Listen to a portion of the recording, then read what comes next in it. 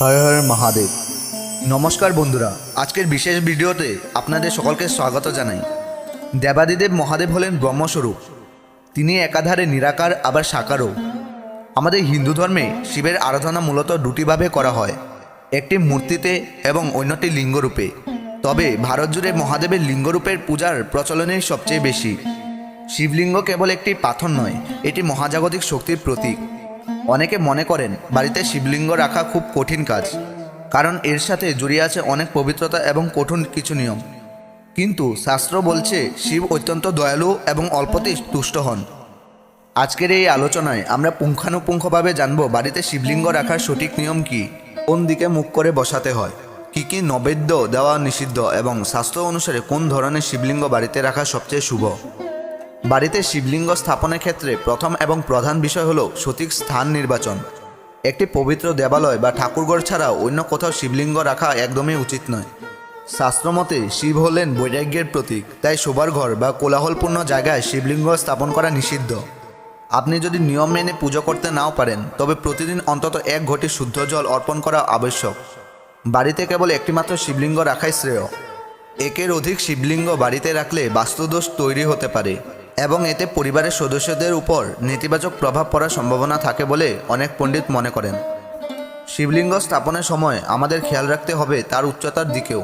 মন্দিরে আমরা বিশাল আকৃতির শিবলিঙ্গ দেখি, কিন্তু গৃহস্থ বাড়িতে শিবলিঙ্গের উচ্চতা কখনো বুড়ো আঙুলের করের সমান বা 3-4 ইঞ্চি বেশি হওয়া বাঞ্ছনীয় নয়। ছোট আকারের শিবলিঙ্গ বাড়িতে অত্যন্ত শুভ ফল প্রদান করে। শিবলিঙ্গ পুজোর মূল অংশ হলো অভিষেক। মহাদেবকে গঙ্গার জলে স্নান করানো সবচেয়ে প্রশস্ত। তবে সোমবার বা বিশেষ তিথি যেমন শিবরাত্রি, প্রদোষব্রত বা শ্রাবণ মাসে দুধ, মধু, ঘি এবং দই দিয়ে পঞ্চামৃত স্নান করালে অশেষ পুণ্য লাভ হয়। গ্রীষ্মকালে মহাদেবকে শীতল রাখার জন্য জলধারা দেওয়ার নিয়ম রয়েছে, যা শিবের ক্রুদ্ধভাবকে শান্ত রাখে। পূজার উপকরণের মধ্যে বেলপাতা হলো সবচেয়ে প্রিয়। নিখুঁত 3 পত্র বিশিষ্ট একটি বেলপাতা অর্পণ করলে মহাদেব অত্যন্ত খুশি হন। এর পাশাপাশি ধুতুরা ফুল, আকন্দ ফুল বা কলকে ফুল দিয়ে শিব পুজো সম্পন্ন করা যায়। শিব পুজোর সময় একটি বিষয় মাথায় রাখতে হবে, তা হলো পিনাক বা জলধারার দিক। শিবলিঙ্গের জলধার দিককে পিনাক বলা হয় এবং পূজার সময় এই জলধারাটি যেন সর্বদা উত্তর দিকে মুখ করে থাকে, সেদিকে তীক্ষ্ণ নজর দিতে হবে। আর আপনি যখন নিজে পূজা করতে বসবেন, তখন আপনার মুখ যেন অবশ্যই পূর্ব দিকে থাকে। আমরা অনেকেই না জেনে অনেক ভুল করে ফেলি, যার মধ্যে সবচেয়ে বড় ভুল হলো শিবলিঙ্গে তুলসী পাতা দেওয়া। পুরাণের কাহিনী অনুযায়ী মহাদেব শঙ্খচূড় নামক অসুরকে বধ করেছিলেন, যার স্ত্রী ছিলেন তুলসী। সেই কারণেই মহাদেবের পুজোয় তুলসী পাতা দান করা সম্পূর্ণ নিষিদ্ধ। এছাড়া শিবলিঙ্গে কখনো সিঁদুর বা কুমকুম দেওয়া উচিত নয়, কারণ শিব হলেন বৈরাগ্য এবং ত্যাগের মূর্ত প্রতীক। সিঁদুরকে সৌভাগ্যের প্রতীক মনে করা হয়, যা সাকার মূর্তিতে চললেও শিবলিঙ্গে চলে না। এছাড়া সাদা ফুল মহাদেবের খুব প্রিয় হলেও কেতকী ফুল দিয়ে শিবের পূজা করা শাস্ত্রে বারণ করা হয়েছে। এই ছোট ছোট ভুলগুলো এড়িয়ে চললে পুজোর পূর্ণ ফল পাওয়া সম্ভব হয়। ভক্তের ভক্তিই আসল, তবে শাস্ত্রের শাসন মানলে গৃহস্থের কল্যাণ সুনিশ্চিত হয়। শাস্ত্র অনুসারে শিবলিঙ্গ মূলত 5 প্রকারের হয়ে থাকে: স্বয়ম্ভূলিঙ্গ, বিন্দুলিঙ্গ, প্রতিষ্ঠিত লিঙ্গ, চরলিঙ্গ এবং গুরুলিঙ্গ। এছাড়া উপাদান ভেদেও বিভিন্ন শিবলিঙ্গ রয়েছে। বাড়িতে সাধারণত পাথরের তৈরি লিঙ্গই বেশি দেখা যায়, যার মধ্যে সাদা ও কালো এই 2 বর্ণের আধিক্য থাকে। অনেকে মনে করেন সাদা শিবলিঙ্গ ত্যাগের প্রতীক, তাই গৃহস্থের বাড়িতে এর পুজো না করাই ভালো।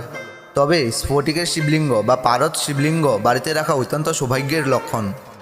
বিশেষ করে পারদ লিঙ্গকে শ্রেষ্ঠতর লিঙ্গ হিসেবে গণ্য করা হয়, যা সমস্ত দেবতার পুণ্যফল একসাথে প্রদান করতে সক্ষম। আপনি যদি বাড়িতে শিবলিঙ্গ রাখতে চান, তবে সেটি যেন মসৃণ এবং কোনোভাবে ভাঙা বা খণ্ডিত না হয়, সেদিকে খেয়াল রাখবেন। খণ্ডিত শিবলিঙ্গ বাড়িতে রাখা অমঙ্গলজনক।